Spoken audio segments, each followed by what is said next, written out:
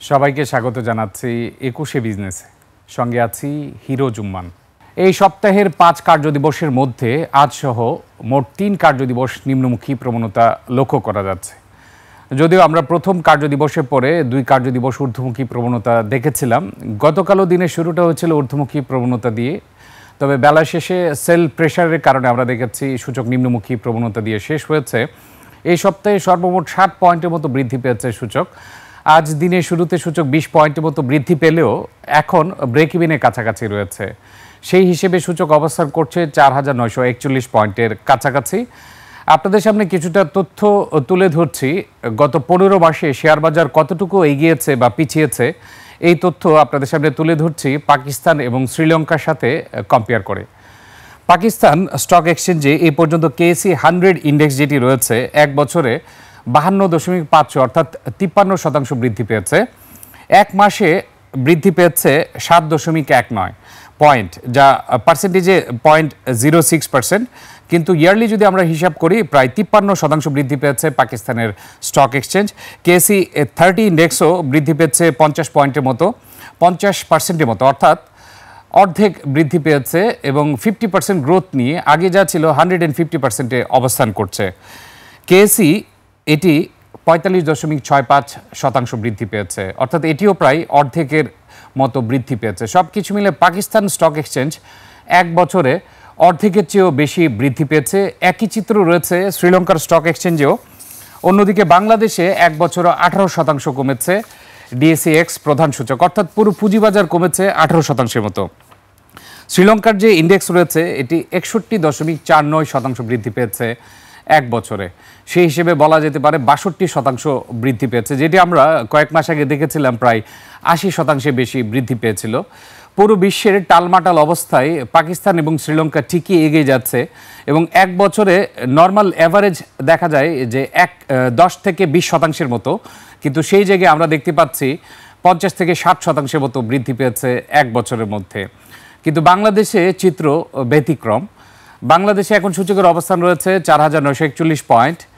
১১ই August সূচকের অবস্থান ছিল ৬,০১৫ পয়েন্ট। সেই হিসেবে সূচক ১৫ মাসে ১৮% কমেছে, অর্থাৎ ১৮% কমা মানে ১০০ থেকে ১৮% কমে গেলে মাত্র ৮২%-এ অবস্থান করছে।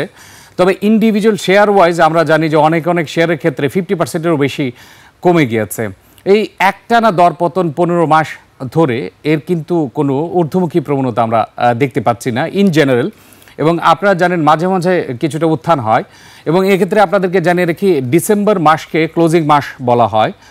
এক্ষেত্রে অনেকগুলো ব্যাংকের যে সাবসিডিয়ারিজ রয়েছে, বিশেষ করে asset management company, brokerage house, এছাড়া আপনারা জানেন যে ইনভেস্টমেন্ট কোম্পানি রয়েছে, এই ৩ ধরনের সাবসিডিয়ারিজ থাকে, অর্থাৎ investment, asset management, brokerage.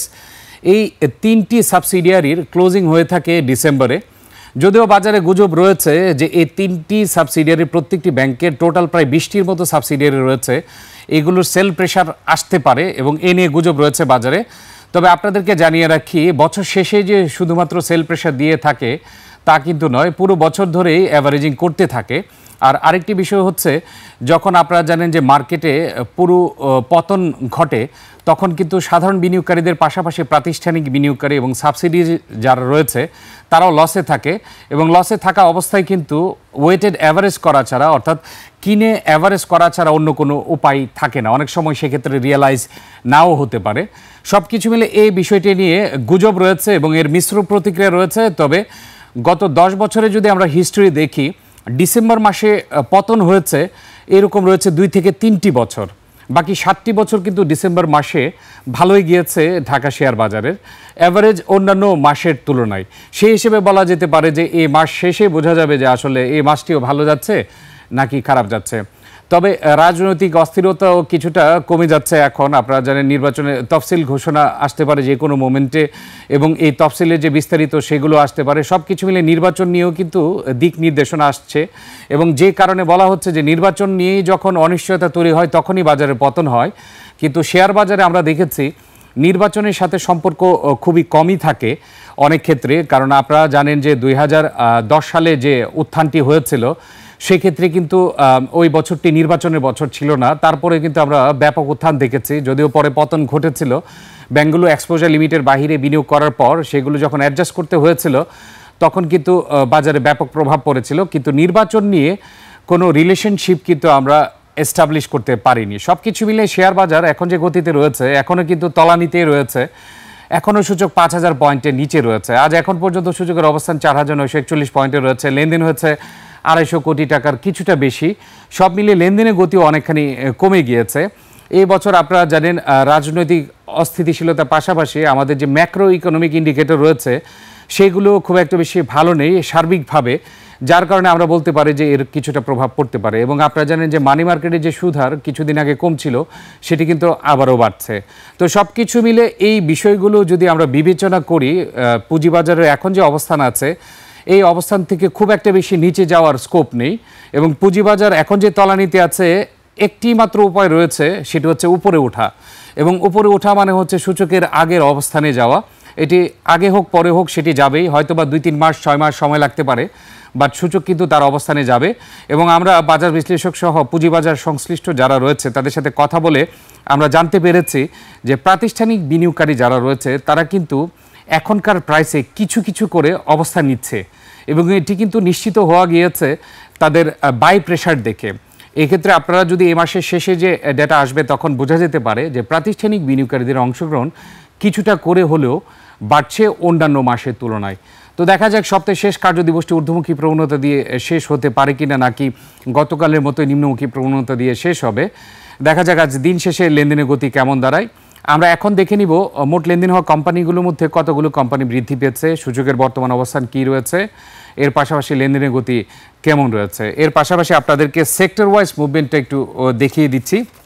Sector wise মুভমেন্টের আগে আরেকটি বিষয় বলে রাখি, এখন কিন্তু মার্কেট পিই দাঁড়িয়েছে 8.60, অর্থাৎ টোটাল মার্কেট পিই দাঁড়িয়েছে 9-এরও নিচে, যেটি জানেন অনেক লুক্রেটিভ। আমরা একসময় দেখেছি পি 20-এর উপরে শেয়ারের ক্ষেত্রেও বেশ আগ্রহ ছিল বিনিয়োগকারীদের, এখন কিন্তু ওভারঅল মার্কেট পি দাঁড়িয়েছে 9-এর নিচে। এছাড়া আপনারা জানেন যখন মার্জিন রুলসেও একটি রয়েছে যে 20 পি পর্যন্ত 100% মার্জিন পাবে, 30 পি পর্যন্ত 21 থেকে 30 পি, অর্থাৎ 20-এর উপর থেকে 30 পর্যন্ত হাফ মার্জিন পাবে। অর্থাৎ এক্ষেত্রে কিন্তু বেঞ্চমার্ক ধরা হচ্ছে 30 পি পর্যন্ত। সেক্ষেত্রে বর্তমান মার্কেট পি দাঁড়িয়েছে 8.60, অর্থাৎ 9-এরও নিচে। বোঝাই যাচ্ছে যে মার্কেট প্রাইস কতটুকু লুক্রেটিভ রয়েছে। আমরা অপেক্ষা করছি ঢাকা শেয়ার বাজারে ইন্ডেক্স লেনদেন এবং কতগুলো শেয়ারের দর বৃদ্ধি পেয়েছে কমেছে সেটা দেখার জন্য। এর পাশাপাশি আপনাদেরকে দেখিয়ে দিচ্ছি সেক্টর ওয়াইজ মুভমেন্ট কেমন রয়েছে। আমরা প্রথমে দেখে নিচ্ছি ইন্ডেক্সের অবস্থান এখন কিছুটা ঊর্ধ্বমুখী প্রবণতা দেখা যাচ্ছে, যদিও দিনের শুরুতে আমরা দেখেছি 20 পয়েন্টের মতো বৃদ্ধি পেয়েছিল, অবস্থান করছিল 4,961 পয়েন্টে, এখন মাত্র 4.5 পয়েন্ট বৃদ্ধি পেয়ে দাঁড়িয়েছে 4,946 পয়েন্টে। মোট লেনদেন হওয়া কোম্পানিগুলোর মধ্যে কতগুলো দর বৃদ্ধি পেয়েছে কমেছে সেটা দেখিয়ে দেওয়ার চেষ্টা করছি। এখন পর্যন্ত মোট লেনদেন হওয়া কোম্পানিগুলোর মধ্যে 215টি কোম্পানি দর বৃদ্ধি পেয়েছে, কমেছে 74টি কোম্পানি শেয়ারের দাম, অপরিবর্তিত রয়েছে 102টি কোম্পানি শেয়ারের দাম। এবং আজকে দেখা যাচ্ছে অপরিবর্তিত শেয়ারের সংখ্যাটা খুব বেশি, অর্থাৎ কিছুক্ষণ পরেই হয়তো বা ডিসাইড করবে যে বাজার ঊর্ধ্বমুখী প্রবণতায় যাবে না নিম্নমুখী প্রবণতায়। অর্থাৎ বিনিয়োগকারী সহ বড় বিনিয়োগকারী প্রাতিষ্ঠানিক বিনিয়োগকারীদের যখন মাইন্ডসেট হবে তখনই আনচেঞ্জটা পরিবর্তন হয়ে যাবে, হয় বেশি বৃদ্ধি পাবে না হয় কম পাবে। তবে এখন পর্যন্ত কিন্তু ব্রেক ইভেনের কাছাকাছি রয়েছে। আমরা লেনদেনের গতি দেখে নিলাম, এখন দেখে নিচ্ছি ডিএসসি টপ ট্রেডে কারা রয়েছে। টপ ট্রেডের প্রথম অবস্থান রয়েছে আজ এখন পর্যন্ত সিমটেক্স ইন্ডাস্ট্রিজ 8,83,00,000 টাকার মতো লেনদেন হয়েছে। বিডি থাইফুড দ্বিতীয় অবস্থানে 8,49,00,000 টাকা লেনদেন হচ্ছে। ওরিয়েন ইনফিউশন 8,08,00,000 টাকার মতো লেনদেন হচ্ছে। মেঘনা পেট্রোলিয়াম 6,14,00,000 টাকা লেনদেন হচ্ছে। আনোয়ার গ্যালভানাইজিং রয়েছে পঞ্চম অবস্থানে 5,86,00,000 টাকা লেনদেন হয়েছে এখন পর্যন্ত। টপ ট্রেডে দেখতে পাচ্ছি 5টি প্রতিষ্ঠানের মধ্যে 2টি প্রতিষ্ঠান দর হারিয়েছে, ওরিয়েন ইনফিউশন এবং মেঘনা পেট্রোলিয়াম। এখন আমরা দেখে নিব টপ গেইনারে কারা রয়েছে, টপ লুজারে কারা রয়েছে। টপ গেইনারে যে সকল প্রতিষ্ঠান রয়েছে, প্রথমে রয়েছে ফ্যামিলি টেক্সটাইল 9% বৃদ্ধি পেয়েছে। ইয়াকিন পলিমার লিমিটেড রয়েছে দ্বিতীয় অবস্থানে 8.98% বৃদ্ধি পেয়েছে। ফার্স্ট জনতা মিউচুয়াল ফান্ড রয়েছে তৃতীয় অবস্থানে 7.69% বৃদ্ধি পেয়েছে, অর্থাৎ প্রায় 8% মতো বৃদ্ধি পেয়েছে। মুন্নো এজিএমএল এটি রয়েছে চতুর্থ অবস্থানে 7.11% বৃদ্ধি পেয়েছে। দেশবন্ধু এটিও প্রায় 7% মতো বৃদ্ধি পেয়েছে, 6.79%। আমরা দেখে নিলাম টপ গেইনারে কারা রয়েছে। এখন আমরা দেখে নিচ্ছি টপ লুজারে কারা রয়েছে ডিএসসিতে। টপ লুজারের প্রথম অবস্থানে দেখা যাচ্ছে মেঘনা পেট্রোলিয়াম, এটি টপ ট্রেডে পঞ্চম অবস্থানে ছিল। এবং মেঘনা পেট্রোলিয়াম আজ টপ লুজারে থাকার কারণ হচ্ছে 8.13% দর হারিয়েছে। জিএসপি ফাইন্যান্স রয়েছে দ্বিতীয় অবস্থানে টপ লুজারে 5.56% দর হারিয়েছে। নুরানি ডাইং এটি রয়েছে তৃতীয় অবস্থানে 4.55% দর হারিয়েছে। জেনারেশন নেক্সট এটি রয়েছে চতুর্থ অবস্থানে টপ লুজারে 4.17% দর হারিয়েছে। সামিট অ্যালায়েন্স স্পোর্ট লিমিটেড রয়েছে টপ লুজারে পঞ্চম অবস্থানে 3.85% দর হারিয়েছে এখন পর্যন্ত। আমরা দেখে নিলাম ঢাকা শেয়ার বাজারের টপ ট্রেড, গেনার এবং লুজার অবস্থান। আমরা এখন খাত ভিত্তিক লেনদেনের পরিমাণ দেখে নিচ্ছি। খাত ভিত্তিক সবচেয়ে বেশি লেনদেন হচ্ছে এখন পর্যন্ত ইঞ্জিনিয়ারিং খাতে, প্রায় 30 কোটি টাকার মতো লেনদেন হচ্ছে, মোট লেনদেনের প্রায় 14%। টেক্সটাইল এখন পর্যন্ত লেনদেন হচ্ছে 29 কোটি টাকার, যেটি শতাংশের দিক থেকে 13.60, অর্থাৎ দ্বিতীয় অবস্থান রয়েছে টেক্সটাইল খাত। তৃতীয় অবস্থানে রয়েছে ফার্মাসিউটিক্যাল অ্যান্ড কেমিক্যাল, 25 কোটি 86 লক্ষ টাকা লেনদেন হচ্ছে, মোট লেনদেনে 12% বেশি লেনদেন হচ্ছে এখন পর্যন্ত। ফুড অ্যান্ড অ্যালাইড রয়েছে চতুর্থ অবস্থানে, 23 কোটি 50 লক্ষ টাকা লেনদেন হচ্ছে। জেনারেল ইন্স্যুরেন্স রয়েছে পঞ্চম অবস্থানে, 21 কোটি টাকার উপর লেনদেন হচ্ছে, মোট লেনদেনের 10% মতো লেনদেন হয়েছে। আমরা খাতভিত্তিক অবস্থান দেখে নিলাম প্রথম থেকে পঞ্চম অবস্থান পর্যন্ত।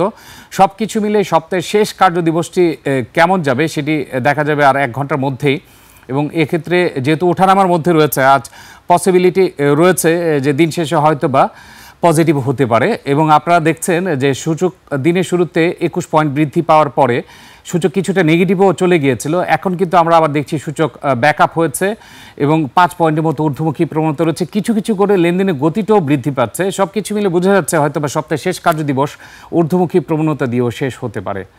দর্শক, নিচ্ছে একটা বিরতি, ফিরছে একটু পরে, ততক্ষণ আমাদের সঙ্গেই থাকুন।